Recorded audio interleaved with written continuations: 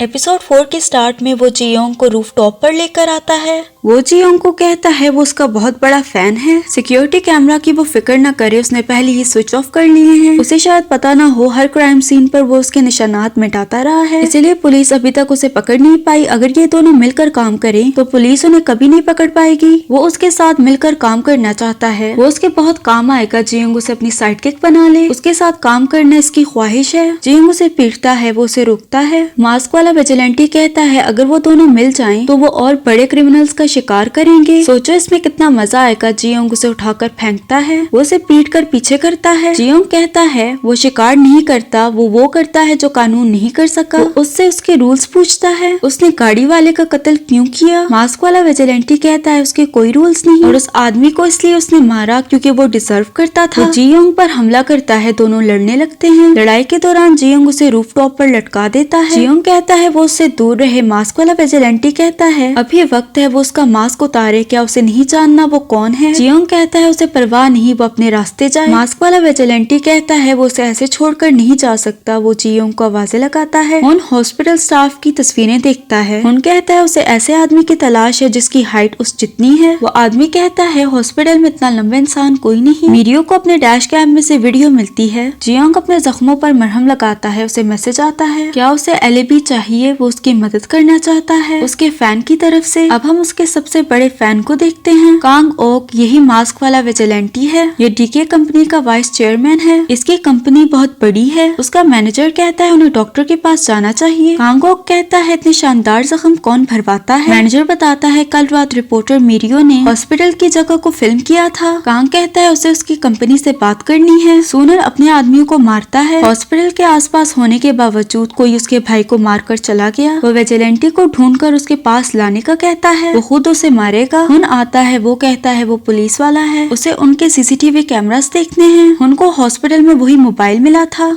उसे पता है सूनइल को विजिलेंटी ने पीटा था, तभी उसे सीसीटीवी फुटेज देखनी है। सूनइल कहता है उसे भी सीसीटीवी फुटेज देखनी है विजिलेंटी का चेहरा देखने के लिए। उन कहता है अभी तक उन्हें पता नहीं ये विजिलेंटी ने किया है या नहीं। उसे अपना कार्ड देखकर कहता है उसके भाई का केस जल्द से जल्द सॉल्व किया जाएगा, वो कानून को अपने हाथ में ना ले। कांग रिपोर्ट 25 के ऑफिस जाता है। डायरेक्टर खुद उसे ऑफिस घुमाता है, वो उसे मीरियो से मिलाते हैं। डीके ग्रुप्स इनकी कंपनी का सबसे बड़ा स्पॉन्सर है। कांग कहता है उसने सुना है उसने सबसे पहले विजिलेंटी का आइडिया दिया था, उसी की वजह से विजिलेंटी की इमेज इतनी अच्छी बनी। वो उसे पूरी तरह सपोर्ट करना चाहता है। मीरियो कहते हैं वो अपने आर्टिकल्स खुद लिखना पसंद करती है, किसी भी दबाव के बगैर। कांग उसकी बात पर हंसने लगता है। वो कहता है कितनी अच्छी रिपोर्टर है। वो उससे माफी मांगता है। उसे एक चीज और पूछनी है। उसने सुना है उसने विजिलेंटी की वीडियो बनाई है। वीडियो यूएसबी में है। मैनेजर और डायरेक्टर यूएसबी कांग को देने के लिए तैयार थे, लेकिन मीरियो मना करती है। कांग कहता है वो मीरियो से अकेले में बात करना चाहता है। वो दोनों वहाँ से चले जाते हैं। कांग कहता है वो विजिलेंटी को पसंद करता है, जो मैसेज वो दुनिया को देना चाहता है वो बहुत इम्पोर्टेंट है। उसे पता है वो भी विजिलेंटी को पसंद करती है, तो क्यों ना दोनों मिलकर उसे बचाएं। वो यूएसबी ले लेता है। जाते वक्त वो कहता है उसे जल्दी पता चल जाएगा दोनों एक ही साइड पे हैं। केस पर इन्वेस्टिगेशन होती है, इस बार भी कोई सबूत नहीं मिला। हुन कहता है ये कोई ऐसा इंसान है जिसकी जबरदस्त प्लानिंग है और एक्सीलेंट इंटेलिजेंस। हो ना हो ये कोई साइकोपैथ है।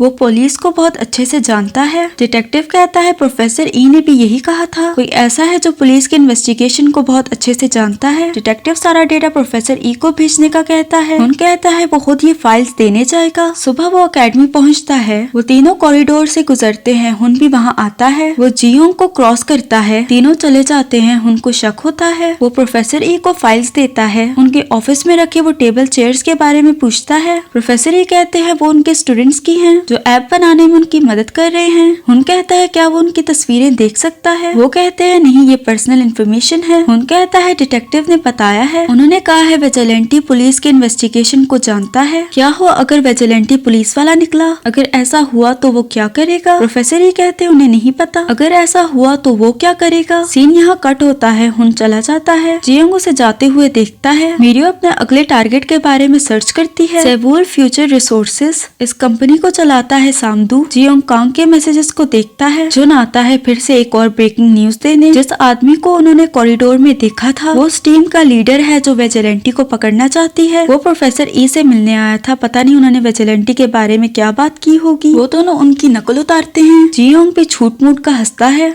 हुन एक शॉप के कैमरास चेक करने आता है। शॉप का ओनर कहता है कल ही किसी ने कैमरास चेक कर लिए थे, ये काम सोनिल और उसके आदमियों का है। हुन सोनिल के ठिकाने जाकर उसके आदमियों को पीटता है। वो कमरे में घुसता है। सोनिल डर के मारे गेट बंद करके अपने आदमियों को उसे मारने का कहता है। हुन कहता है वो इनफॉर्मल तरीके से उससे बात करेगा। उसने पहले ही कहा था वो उसके काम में टांग ना अड़ाए। उसके आदमियों को निपटाने के बाद वो बड़े आराम से गेट को तोड़ देता है। सोनिल डर के मारे चेयर पर बैठता है। हुन कहता है क्या उसे विजिलेंटी का कोई सबूत मिला? वो कहता है नहीं मिला। हुन कहता है अब वो उसके काम में टांग ना अड़ाए। सोनिल बेचारा रोने वाला था। प्रोफेसर ये अटेंडेंस लेते हैं। वो जियोंग से पूछते हैं उसे चोट कैसे लगी। जियोंग कहता है जिम में प्रैक्टिस करते वक्त। वो उसे डिटेल में बताने का कहते हैं। जियोंग उन्हें डिटेल बताता है। कोई आकर कहता है जियोंग से पुलिस मिलना चाहती है। प्रोफेसर ही उसे बाहर लेकर आते हैं। पुलिस वाला लड़की से पूछता है यही वो आदमी है? वो लड़की कहती है हाँ, इसी ने उसकी जान बचाई है। रात को जब वो जा रही थी कुछ शराबी आदमियों ने उसे छेड़ा। कुछ गलत होने से पहले जियोंग ने उसे बचा लिया। पुलिस वाला कहता है अभी तक वो आदमी पकड़े नहीं गए, इसलिए उन्हें जियोंग की स्टेटमेंट चाहिए। प्रोफेसर ही जियोंग को कहते हैं उसने पहले सच क्यों नहीं बताया। जियोंग कहता है अगर वो ये बताता कि पुलिस वाला आम शहरियों से लड़ा है, कोई प्रॉब्लम ना हो इसलिए उसने झूठ बोला।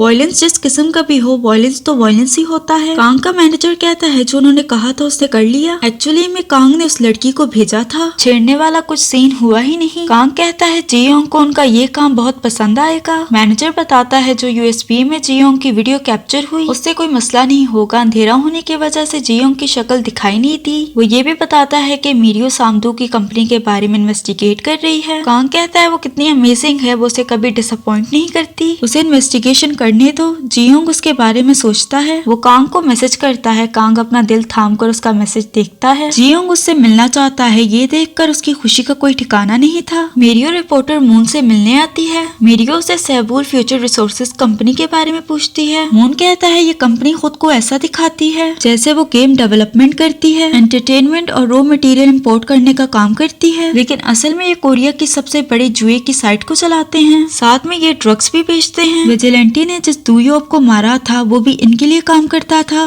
बात करें इस कंपनी के चेयरमैन सामदू की तो वो तो एक जानवर है, जो भी उसके रास्ते में आता है वो उसे हटा देता है। हाल ही में वो जेल से छूटा है, उसे फिर से बेकसूर साबित किया गया है। मिरियो उससे डी के ग्रुप के बारे में पूछती है। मून कहता है वो भी इतना अच्छा नहीं। मून कहता है अगर वो सेबुल कंपनी के बारे में सर्च कर रही है तो मिरियो उसकी मदद करे। मून को प्रेशराइज किया जा रहा है कि वो इस केस को कवर ना करे। एक्टर जे हाक ने उसे कॉल की है। कुछ साल पहले जे हाक पर इलीगल साइट ऑपरेट करने का इल्जाम लगा था। वो मून को सेबुल कंपनी के सीक्रेट्स बताना चाहता है। हमें सामदू दिखाया जाता है जो अपने फार्म में आता है। उसने 2 आदमियों को बांधा हुआ था। एक आदमी ने उसके खिलाफ गवाही दी थी और दूसरा आदमी विजिलेंटी के डर से कुछ पैसे और चीजें चुरा कर भागा था। वो उससे माफिया मांगते हैं। सामदू उन्हें मारने का कहता है। पिक्स को छोड़ा जाता है जो उन्हें नोच नोच कर खाने लगते हैं। उसका आदमी बताता है रिपोर्ट 25 की रिपोर्टर उसकी कंपनी के बारे में इन्वेस्टिगेट कर रही है। सामदो कहता है क्या वो रिपोर्टर मून है? वो कहता है नहीं। मून और मिरियो जे हाक का इंटरव्यू लेने आते हैं। दरवाजा ना खुलने पर वो उसके घर में जाते हैं। जे हाक को किसी ने मार डाला है। पुलिस इनसे इन्वेस्टिगेशन करती है। मिरियो कहती है ये सुसाइड नहीं है। डिटेक्टिव कहता है उन्हें सुसाइड नोट भी मिला है। दूसरा ये कि उन्हें मर्डर के कोई भी ट्रेसेस दिखाई नहीं दिए। मून हाक अपने मोबाइल पे जे हाक के मैसेजेस दिखाता है। क्या मैसेजेस देखकर उन्हें लग रहा है कि ये आदमी खुद को मारने वाला है। उनके बात को सीरियस नहीं लेता। वो उन्हें जाने का कहता है। दोबारा अगर उनकी जरूरत हुई तो वो उन्हें बुला लेंगे। मिरियो गुस्से से बाहर आती है। जे हाक उन्हें कुछ चीज देने वाला था। मून कहता है शायद वो चीज वहाँ हो जहाँ ये लोग मिलने वाले थे। वीकेंड्स पर ये अपने घर जा रहे थे। कांग ने जियोंग को मैसेज किया था कि पहले वो बस टर्मिनल आए, फिर वो डिसाइड करेगा उसे जियोंग से मिलना है या नहीं। बस टर्मिनल पर कांग की भेजी हुई वही लड़की आती है। वो उसे अपने साथ डिनर पे चलने का कहती है। वो जियोंग को अपने साथ ले जाती है। हुन भी वहाँ आ जाता है। वो लड़की को बैठने का कहता है। खुद वो हुन की तरफ जाता है। हुन उसे अपना इंट्रोडक्शन करवाता है। वो विजिलेंटी की केस को इन्वेस्टिगेट कर रहा है। वो प्रोफेसर ही को पहले से जानता है। एक तरह से जियोंग उसका जूनियर ऑफिसर हुआ, तो क्या वो उससे इनफॉर्मल तरीके से बात कर सकता है? जियोंग मुस्कुराकर कहता है जरूर। हुन कहता है क्या उसने उसे पहले देखा है? जियोंग कहता है हाँ, वो उसके अकेडमी आया था। हुन कहता है जैसे कि वो पुलिस वाला है तो वो विजिलेंटी की केस में इंटरेस्टेड तो जरूर होगा। जियोंग कहता है जाहिर है उसने न्यूज में भी देखा है, यहाँ तक कि वो उस पर रिपोर्ट भी लिख रहा है। हुन कहता है उसे क्या लगता है विजिलेंटी रिपोर्ट कैसे लिखेगा। विजिलेंटी ही विजिलेंटी पर रिपोर्ट कैसे लिखेगा। जियोंग सोचकर कहता है वो ऐसे लिखेगा जैसे वो क्राइम नहीं कर रहा। हुन कहता है विजिलेंटी जल्दी पकड़ा जाएगा। वो उसे कहता है वो दोबारा ऐसा ना करे, वो एडवाइस दे रहा है वरना उसका टैलेंट वेस्ट हो जाएगा। जियोंग हंसकर कहता है उसे नहीं पता वो किस बारे में बात कर रहा है। हुन गुस्से से जियोंग का नाम लेता है। वापस हम लोग उसी सीन पर जाते हैं जब वो प्रोफेसर ई से मिलने आया था। हुन कहता है अगर विजिलेंटी पकड़ा गया, अगर लोगों को पता चला वो अच्छा इंसान है, उसकी अच्छी जॉब है और साथ में अच्छी रेपुटेशन भी, और अगर वो जवान और हैंडसम हुआ तो लोग उसके लिए पागल हो जाएंगे उनके कंट्रोल से बाहर। शायद इसी वजह से विजिलेंटी अपने क्राइम्स को छुपाना नहीं चाहता, वो दिखाता है। प्रोफेसर ही कहते हैं तो हुन कहता है वो लोगों की लिस्ट बनाएंगे जिन पर उन्हें शक है कि वो विजिलेंटी हैं। उसमें से वो सबसे बुरे इंसान को चुनकर वो विजिलेंटी के सारे क्राइम्स उस पर डालेंगे। फिर लोगों को कहेंगे जिस विजिलेंटी के लिए वो इतना पागल थे वो बिल्कुल बेकार है, विजिलेंटी एक लूजर है। ऐसा करके ही वो विजिलेंटिज्म को खत्म कर सकते हैं। कांग दूर खड़ा उन्हें देखता है, दोनों आंखों में आंखें डालकर देखते हैं। इसी के साथ ये एपिसोड खत्म हो जाती है। अगर आपको वीडियो पसंद आई तो लाइक, शेयर और सब्सक्राइब करते जाना। मिलते हैं अगली वीडियो में।